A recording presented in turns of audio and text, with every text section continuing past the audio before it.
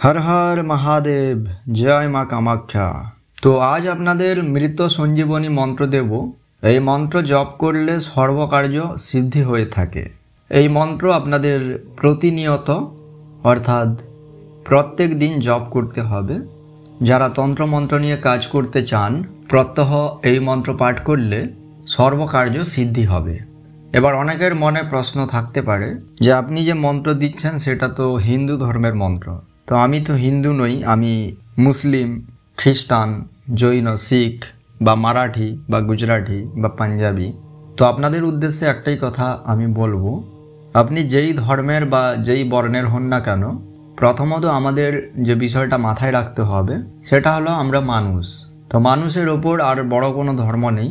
মানুষ সবার ওপরে, তাহার ওপরে কিছু নাই, এবং ঈশ্বর একও অভিন্ন। একই ঈশ্বরকে আমরা কেউ বলি ভগবান, কেউ বলি ঈশ্বর, কেউ বলি আল্লাহ, কেউ বলি গড। তো একই ঈশ্বর, তাকে আমরা বিভিন্ন নামে চিহ্নিত করে থাকি। তো সেক্ষেত্রে কোনো সমস্যা নেই। আমি আপনাদের যে মন্ত্র দিচ্ছি, আমি যেভাবে আপনাদের বলছি আপনারা সেভাবেই জপ করবেন।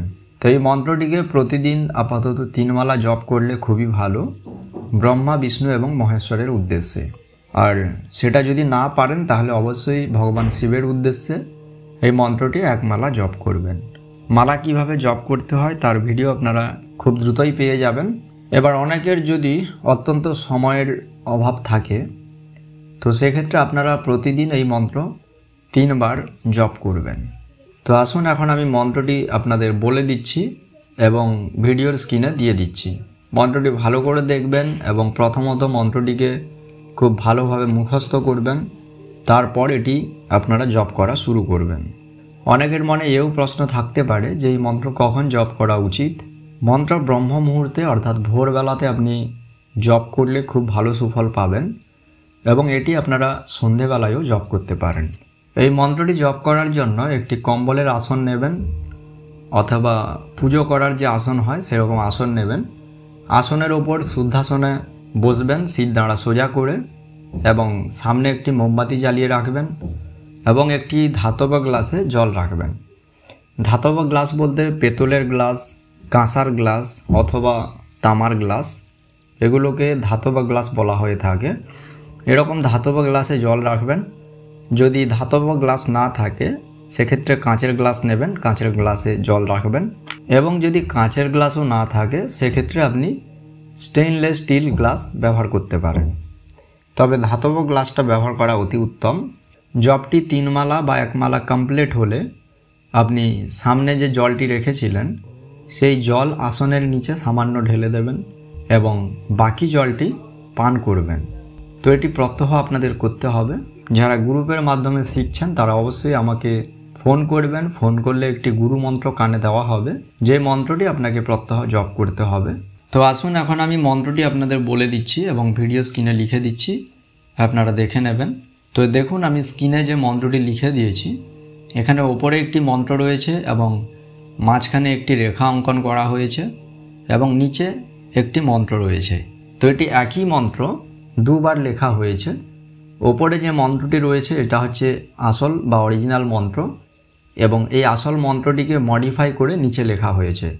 মন্ত্রটি হচ্ছে হৌং ওং জুং স ওং ভূর ভুবস্স ত্র্যম্বকম যজামহে সুগন্ধিং পুষ্টিবর্ধনং উর্বারুগ্মিব বন্ধনামৃতান মুক্ষীয় মামৃতাদ হৌং ওং জুং স ওং ভূ ভুজ ম। তো নিচের মন্ত্রটি মডিফাই করে লেখা হয়েছে। যদি ওপরেরটি আপনারা জপ করতে সক্ষম না হয়ে থাকেন সেক্ষেত্রে অবশ্যই নিচের যে মন্ত্রটি লেখা হয়েছে এই মন্ত্রটি জপ করবেন। মন্ত্রটি আমি পড়ে শোনাচ্ছি, আপনারা শুনবেন। হৌম ওম জুম স্বাহা ওম ভূর ভুবস্বাহা ত্র্যম্বকম যজামহে সুগন্ধিম পুষ্টিবর্ধনম উর্বারুগ্মিব বন্ধনামৃতান মুক্ষীয় মামৃতাদ হোম ওম জুম স্বাহা ওম ভূ ভুজ মাহা। তো প্রতিনিয়ত এই মন্ত্রটি জপ করবেন। যারা তন্ত্রমন্ত্র শিখছেন আমি ঈশ্বরের কাছে প্রার্থনা জানাই তারা যেন তন্ত্রমন্ত্রে সম্পূর্ণ সফলতা অর্জন করে। তো ধীরে ধীরে সমস্ত কিছু বিদ্যা আপনাদের দেওয়া হবে, তার জন্য ধৈর্য রাখবেন, ধৈর্য হারাবেন না, এবং যে সমস্ত বিদ্যা এই গ্রুপে পাবেন তা আপনারা কখনোও কল্পনা করতে পারেননি। তো আজকের মতো এই পর্যন্ত, দেখা হচ্ছে আগামী পর্বে। সবাই ভালো থাকবেন, ধন্যবাদ।